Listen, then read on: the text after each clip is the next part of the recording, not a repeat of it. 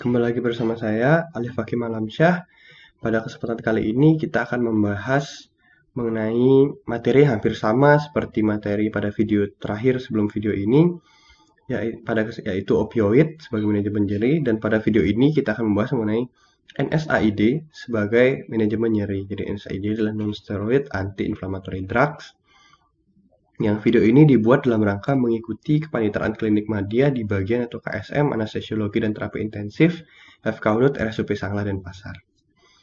Seperti biasa, sebelum kita masuk ke dalam materi, kita akan membahas outline presentasi kita terlebih dahulu. Seperti biasa diawali dengan pendahuluan. Materi kedua kita adalah membahas siklooksigenase. Jadi secara fisiologisnya dulu mengenai COX-1, COX-2, dan prostaglandin. Lalu kita akan membahas mengenai non-steroidal anti-inflammatory drugs, pustaka dan penggunaannya, di mana nantinya selanjutnya kita akan membahas jenis dari NSAID, yaitu non-selective COX inhibitor, lalu ada juga COX-2 selective inhibitor. Yang terakhir kita akan membahas mengenai non-steroidal anti-inflammatory drugs pada manajemen nyeri, yang tentunya ditutup dengan kesimpulan. Kita akan masuk ke bahasan kita yang pertama, yaitu pendahuluan. Mengapa materi ini penting? Manajemen nyeri yang tepat membutuhkan pemahaman tentang karakteristik nyeri, termasuk keparahan dan sifat nyeri, serta tentunya bukan hanya nyeri, namun juga pemahaman kita tentang efektivitas obat dan efek sampingnya, sehingga kita bisa menyesuaikan penggunaannya terhadap kondisi fisik pasien. Terdapat banyak kelas obat yang digunakan dalam mengatasi nyeri. 3 kategori obat ini adalah yang paling sering digunakan: acetaminophen, NSAID, dan opioid. Yang biasanya ketiga obat ini dikombinasikan dengan terapi adjuvan. NSAID dan opioid memiliki efek analgesik yang lebih kuat dibandingkan acetaminophen. Namun pada saat yang sama, penggunaan dari ketiga obat yang paling sering digunakan sebagai terapi nyeri ini juga memiliki efek samping yang tidak bisa dihindarkan. Misalnya pada penggunaan acetaminophen dapat menyebabkan gagal hati akut. NSAID dikaitkan dengan komplikasi serius pada sistem pencernaan, kardiovaskular, dan ginjal. Sedangkan opioid menyebabkan defisiensi kognitif, gangguan motorik, dan depresi pernafasan. Oleh karena itu, kita tentunya perlu memahami secara lebih dalam mengenai masing-masing modalitas terapi nyeri yang kita sebutkan tadi. Sebelumnya kita sudah membahas mengenai opioid, dan sekarang kita akan membahas mengenai NSAID.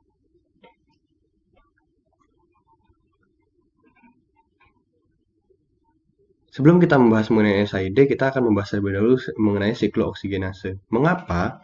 Karena NSAID ini bekerja dengan cara menghambat enzim ini, menghambat enzim siklooksigenase.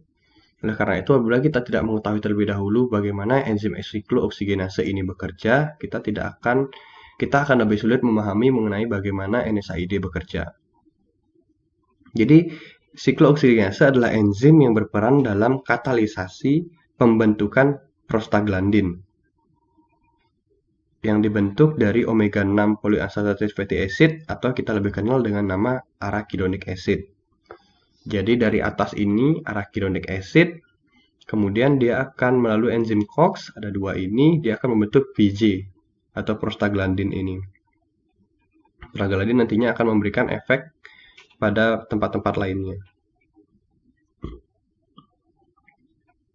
Pembentukan arachidonik ini juga dapat jadi sebenarnya terapi nyeri ini dapat lebih tinggi lagi dari arachidonik. Jadi di atas arachidonik ini juga ada modalitas terapi nyeri, yaitu steroid atau kortikosteroid, di mana dia mencegah pembentukan arachidonic acid ini. Tapi itu tidak akan kita bahas pada video kali ini. Kita dapat lihat bahwa ada dua jenis siklooksigenase pada gambar, ada COX-1 dan juga COX-2. COX-1 ini didistribusikan secara luas dalam tubuh, dia bersifat konstitutif. Prostaglandin yang dihasilkan pada COX-1, jadi ini ada prostaglandin yang dihasilkan pada COX-1, memberikan efek fisiologis, tisu homeostasis. Misalnya, membantu dalam perfusi ginjal, mempromosikan agregasi trombosit, dan memberikan proteksi pada gastrointestinal. Jadi pada COX-1 ini prostaglandinnya lebih banyak berfungsi pada fisiologis. Sedangkan COX-2 dia bersifat inducible. di mana dia diindus oleh ini, sitokin, growth factor, tumor promotor yang merupakan sitokin proinflamasi. Jadi COX-2 ini diinduksi pada suatu proses inflamasi oleh mediator inflamasi ini. Sehingga prostaglandin yang dihasilkan memediasi beberapa kondisi lainnya seperti memediasi nyeri, peradangan, demam, dan menghambat agregasi platelet. Nah, prostaglandin yang dihasilkan di COX-2 inilah sebenarnya yang merupakan target dari terapi NSAID. Itu karena prostaglandin dari COX-2 inilah menyebabkan timbulnya rasa nyeri. Oke, selanjutnya kita sudah membahas mengenai siklo-oksigenase. Kita akan membahas mengenai prostaglandin. Mengapa? Teman-teman bertanya nggak, kenapa sih kalau prostaglandin itu bisa menyebabkan nyeri? Kenapa kita menghambat COX sehingga tidak lalu disambungkan dengan tidak menghasilkan prostaglandin lalu baru tidak ada nyeri gitu. Jadi kita juga harus membahas mengenai prostaglandin agar kita mengerti mengapa menghambat COX dan menghambat sintesis dari prostaglandin itu bisa menghambat nyeri. Prostaglandin adalah zat bioaktif seperti hormon yang memediasi sinyal dari suatu kelenjar pada jarak pendek. Jadi dia jarak pendek saja dan terlibat dalam banyak proses fisiologis dan patologis.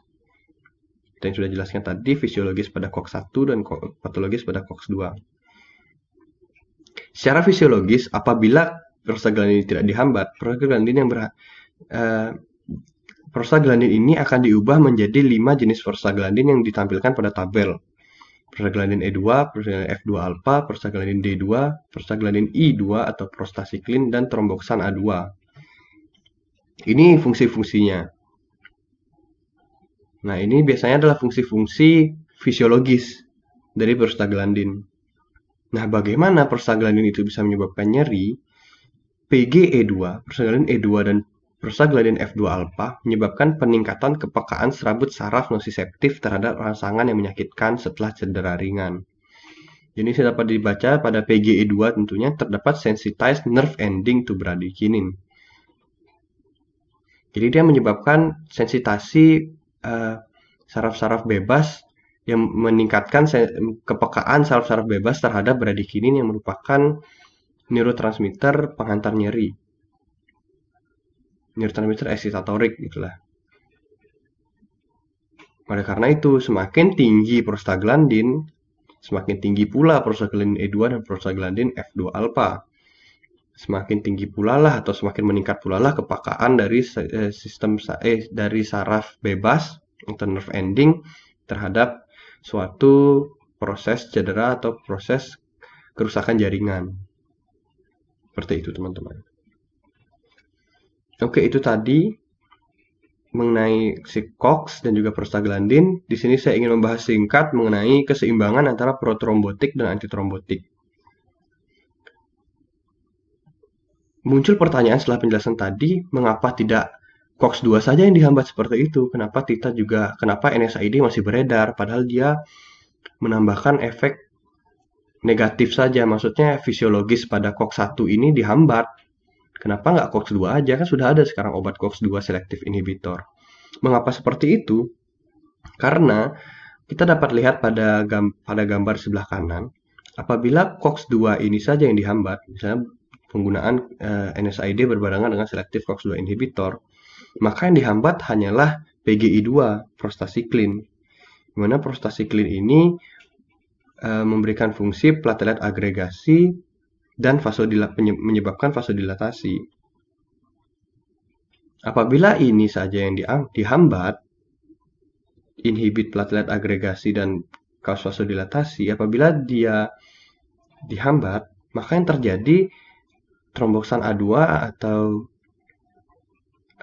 efek dari COX-1 ini akan semena-mena. Dia akan meningkatkan kejadian dari agregasi platelet.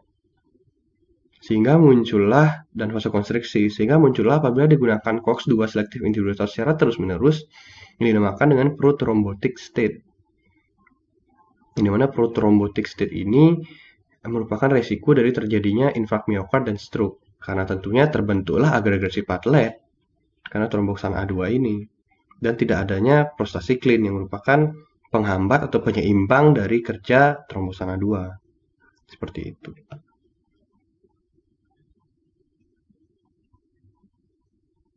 Non-steroidal anti-inflammatory drugs, kita akan NSAIDs adalah sebuah istilah menyeluruh yang menunjukkan berbagai kelompok obat yang memiliki efek analgesik, antiinflamasi, dan antipiretik. Definisi lainnya menambahkan pada definisi yang telah saya jelaskan sebelumnya bahwa NSAIDs adalah kelas obat-obatan yang luas yang memberikan efek analgesik, antipiretik, dan antiinflamasi yang memberikan hambatan pada dua isoenzim pada sintesis prostaglandin. Enzim ini, seperti yang sudah saya jelaskan tadi, adalah siklooksiggenase 1 dan siklooksiggenase 2. Kita sudah membahas tadi mengenai COX-1, COX-2, dan prostaglandin.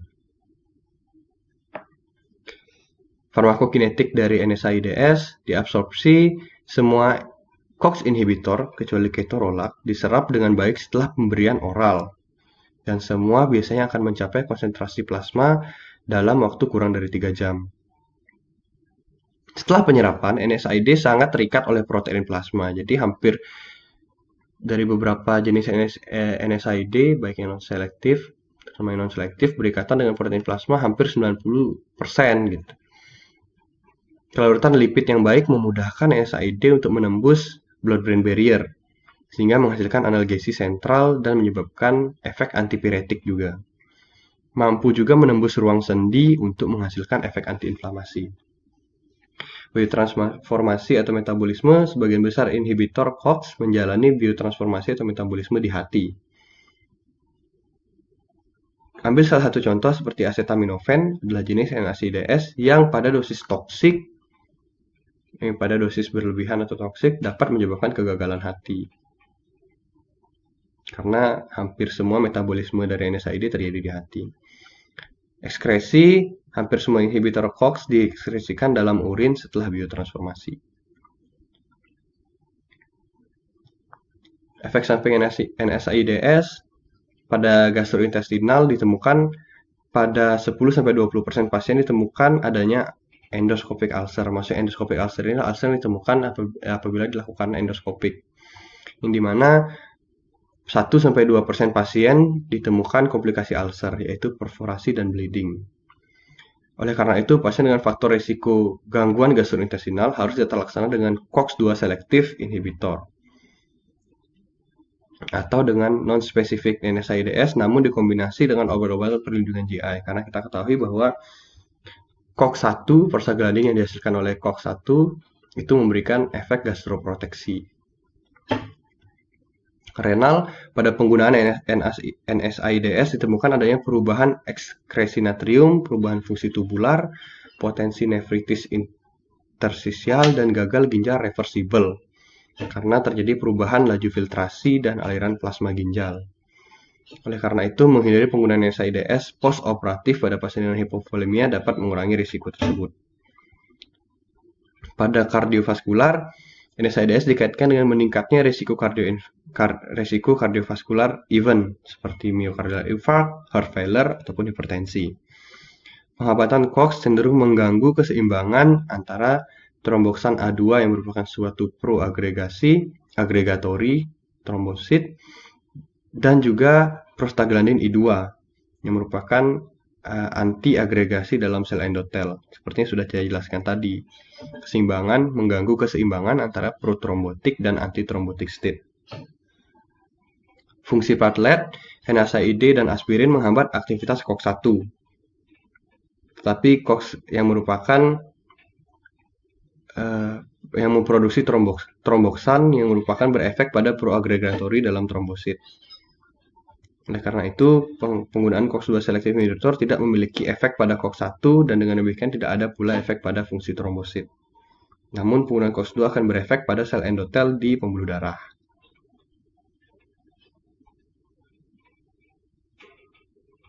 Ada dua jenis NSAIDs. Yang pertama adalah non-selective COX inhibitor dan yang satunya adalah COX-2 selective inhibitor.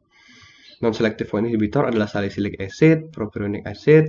Ini adalah jenis-jenisnya, sedangkan COX-2 selective inhibitor lebih sedikit jenisnya, ada celecoxib, rofecoxib, etorosib, etoricoxib, dan parecoxib. Kita akan bahas satu-satu. Pertama, kita akan masuk ke bahasan kita mengenai non-selective COX inhibitor. Jadi ini jenis-jenisnya sudah saya jelaskan tadi. Ada salisilik yang merupakan asam salisilat seperti aspirin, ada turunan dari asam proprionik seperti ibuprofen dan naproxen, ada juga turunan dari asam atranilik seperti asam mefenamat. Ada pula turunan dari asam aril asetik seperti diklofenak dan aseklofenak, turunan dari oksikam, piroxicam, netanoxicam, turunan dari pyrrolpyrrol seperti ketorolac, dan terakhir merupakan turunan dari indol seperti indometasin. Kita akan bahas satu-satu. Aspirin yang merupakan turunan dari asam salisilat yang lalu dikonversi menjadi asam salisilat. Jadi awalnya adalah asam asetil salisilat, dikonversi menjadi asam salisilat di dalam tubuh. Asetilnya kemana? Nah, asetil ini terikat pada residu serin dari COX. Hal inilah yang menyebabkan menghambat kerja dari enzim COX dalam memproduksi prostaglandin. Perbedaan aspirin dari NSAID lainnya adalah aspirin ini, penghambatan oleh aspirin ini bersifat irreversible. Namun NSAID jenis lainnya biasanya bersifat reversible. Aspirin diabsorpsi di gaster dan usus halus karena memiliki efek larutan dalam air yang buruk. Oleh karena itu, menambahkan alkali dan menyusun ulang partikel obat diperlukan. Kelarutan lebih baik pada pH basah. Oleh karena itu ditambahkan alkali. Di metabolisme di usus, hati dan plasma berubah menjadi asam salisilat dan bersirkulasi dalam bentuk ini. Diekskresi melalui ginjal. Clinical use-nya adalah sebagai analgesik, antipiretik, antiinflamasi, antiplatelet, dan antirematik. Efek sampingnya lumayan banyak, seperti adanya GI problem, prolong dari bleeding time, adanya stimulasi dari central nervous system, adanya gangguan hepar, adanya gangguan renal, adanya perubahan secara metabolik, efek pada uterin, beberapa alergi reaction, dan asma yang diakibatkan atau diindus oleh aspirin.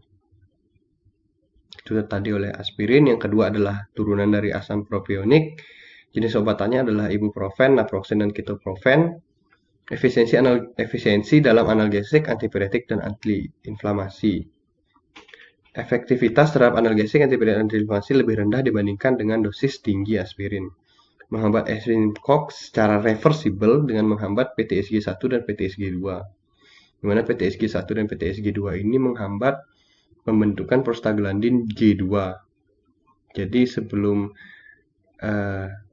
berubah menjadi prostaglandin H2 yang merupakan zat aktif atau kondisi aktif dari prostaglandin itu berubah menjadi G2 terlebih dahulu. Nah, penghambatan arakidonik menjadi prostaglandin G2 inilah peran dari PTSG1 dan PTSG2. Beberapa penelitian menunjukkan naproxen adalah yang paling poten di antara turunan asam propionik yang lainnya.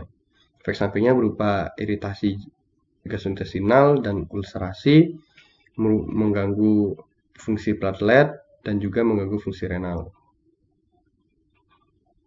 Pada turunan asam antranilik, contoh obatnya adalah asam mefenamat, mempunyai efek analgesi dan antipiretik, namun lemah dalam efek antiinflamasi. Diabsorpsi secara oral relatif lambat, namun hampir terabsorpsi secara sempurna, berikatan dengan protein plasma apabila didistribusikan, lalu dimetabolisme dan diekskresikan melalui urin dan empedu. Waktu paruh berkisar 2-4 jam.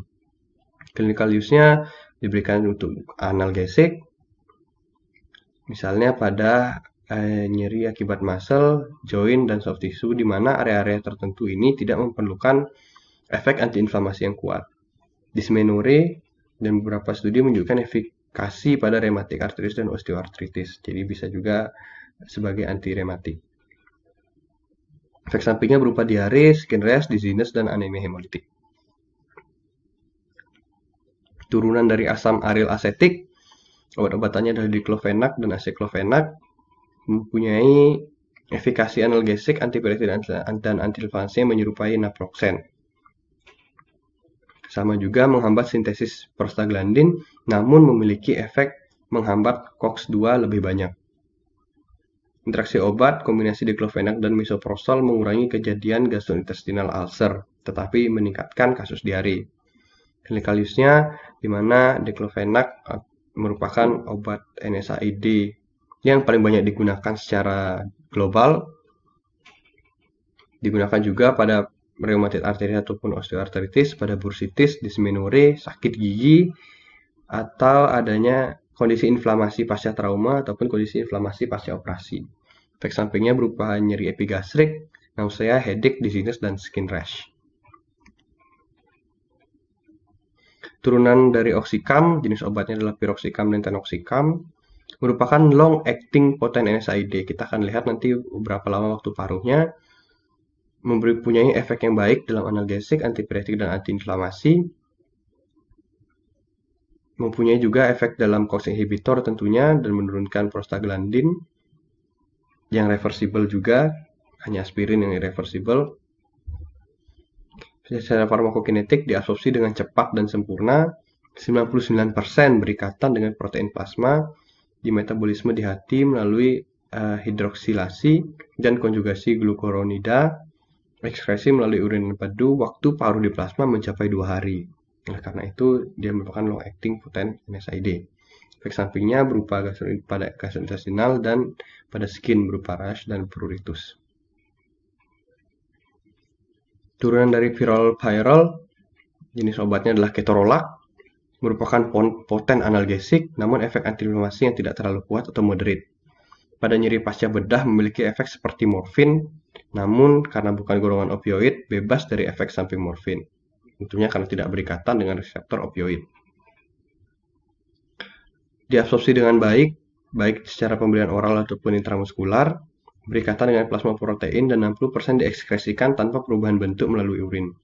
Metabolisme dengan glucuronidation, waktu paruh mencapai 5-7 jam. Digunakan pada analgesik, di mana penggunaan lebih dari 5 hari tidak direkomendasikan. Efek sampingnya adalah pemanjangan dari bleeding time, life-threatening bronchospasm pada pasien dengan nasal polyp, asma, dan aspirin sensitivity. Permasalahan pada gastrointestinal dan ginjal. Turunan indol terakhir pada non-selective NSAID, contoh obatnya adalah indomethacin yang merupakan poten antiinflamasi dan analgesi, namun sedikit efek antipiretiknya.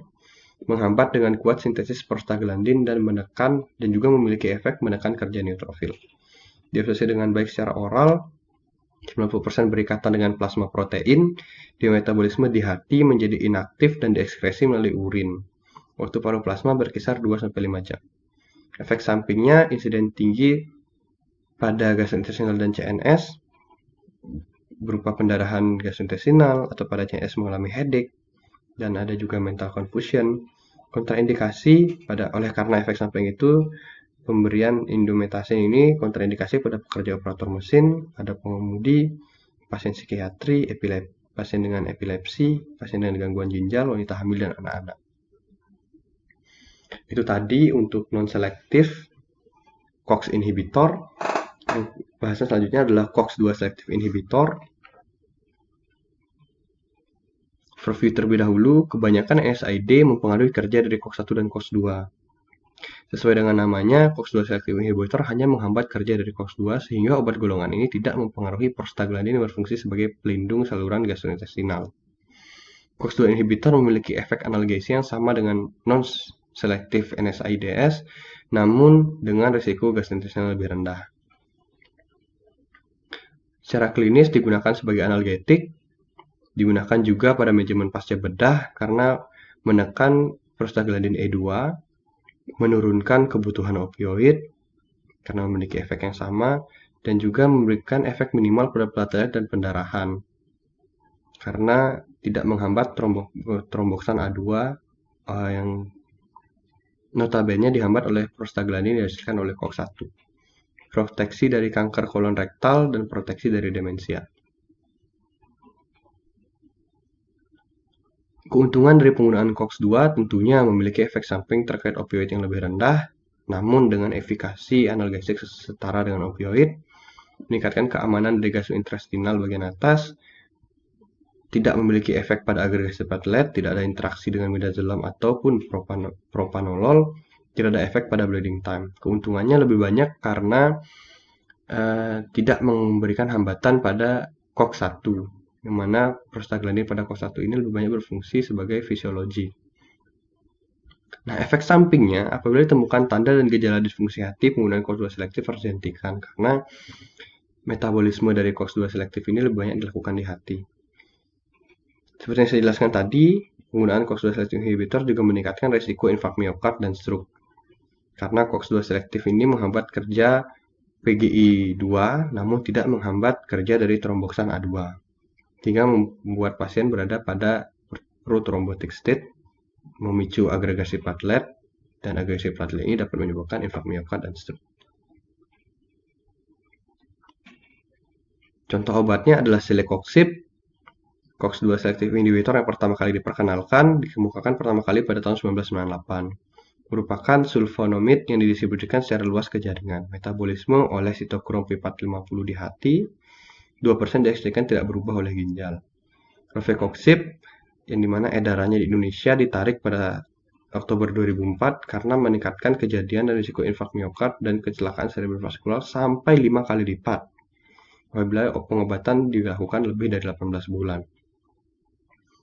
Dua jenis lainnya adalah valdecoxib, di mana dimetabolisme oleh sitokrom P450 menjadi hidroksivaldecoxib, berpotensi menghambat metabolisme obat lain.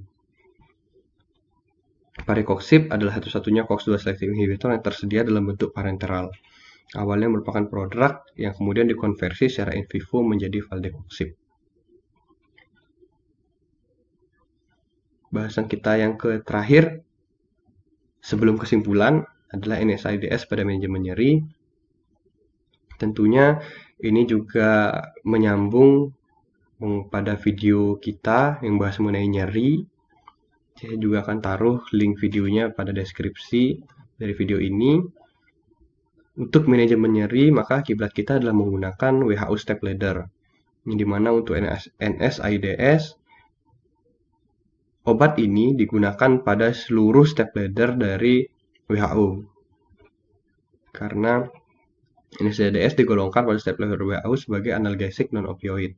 Jadi nyeri ringan, nyeri sedang, dan nyeri berat semuanya kita dapat temukan adanya non-opioid. Sebagai review juga ada dua jenis, yaitu non-selective COX inhibitor dan COX-2 selective inhibitor. Mana non-selective ini menghambat enzim COX-1 dan COX-2. Pemakaian jangka panjang dapat menimbulkan efek samping berupa iritasi lambung, gangguan ginjal, dan gangguan pembukaan darah. Ini merupakan efek samping dari menginhibisi dari enzim COX-1 yang memiliki efek fisiologi. Sering dikombinasikan dengan proton pump inhibitor yang merupakan gastroproteksi. COX-2 selective inhibitor hanya menginhibisi enzim COX-2 saja. Dapat menimbulkan efek samping berupa prothrombotic state sehingga dapat memicu serangan jantung atau infark dan stroke. Bahasan kita yang terakhir tentunya adalah kesimpulan. NSAID adalah berbagai kelompok obat yang memiliki efek analgesi, antiinflamasi, dan antipiretik. NSAID bekerja dengan cara menghambat sintesis prostaglandin dengan cara menghambat kerja dari enzim COX. Terdapat dua jenis, yaitu non-selective COX inhibitor atau non-selective NSAIDs dan COX-2 selective NSAID atau COX-2 selective inhibitor. Pada manajemen nyeri, NSAID berperan sebagai analgesik non-opioid, di mana dapat diberikan baik pada nyeri ringan, nyeri sedang, ataupun berat, yang tentunya dikombinasikan dengan adjuvan, ataupun dengan analgesik opioid pada nyeri sedang dan nyeri berat. Baik, itu tadi penjelasan saya mengenai NSAID pada manajemen nyeri. Terima kasih teman-teman semua setelah menonton, dan terima kasih para dokter juga yang telah menonton. Apabila teman-teman mempunyai pertanyaan, teman-teman dapat taruh pertanyaannya pada komen seksi di bawah video ini, yang nanti saya coba jawab. Apabila saya tidak jawab, saya akan cari atau saya akan bertanya kepada dokter-dokter pembimbing saya, dan nanti akan saya taruh jawaban dari dokter-dokter pembimbing saya untuk menjawab pertanyaan dari teman komen yang ada pada komentar atau yang ada pada komen seksi di bawah video ini yang disampaikan oleh teman-teman. Baik, terima kasih sekali lagi, dan semoga apa yang saya sampaikan mengenai NSAIDs pada manajemen nyeri ini dapat menambahkan ilmu, baik keilmuan saya maupun keilmuan teman-teman semua.